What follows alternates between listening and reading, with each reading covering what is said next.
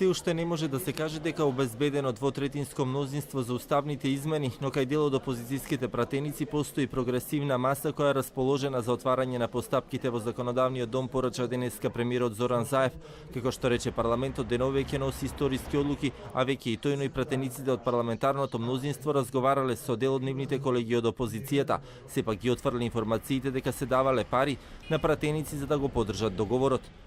Ние разговаравме со многу пратеници, лично јас разговарав, пратеници најповеќе разговараа со пратеници и видовме дека постои една убава прогресивна маса на пратеници, која што секако е доволно сериозен мотив и причина да ги отвориме постапките, како што вчера тоа владата го направи. Зборувајќи за тоа, морам да ги отстранам сите шпекулации кои што надвисна над главите на многу пратеници за некакви пари, за некакви не знам какви незгодни состојби или слично.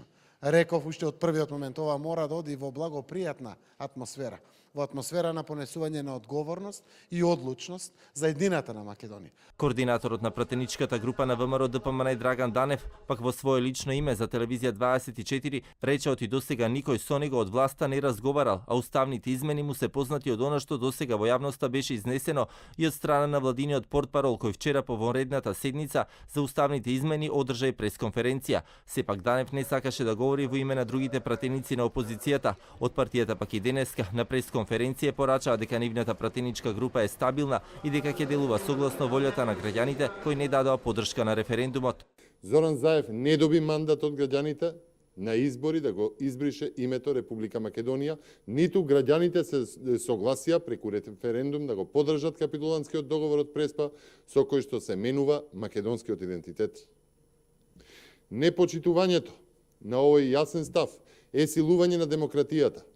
И исто како што беше силуван и гласот на избирачкото право на над 50.000 гласачи на одржаниот референдум.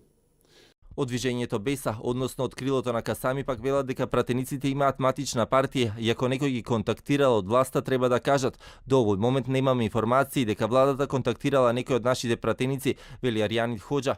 Пратеникот на Дуј Артан Груби пак ги повика денеска сите 120 пратеници сериозно да размислат за уставните измени, бидејќи нивната агенда и на последните избори, како што вели, беше интеграција во Европската унија и НАТО на земјава.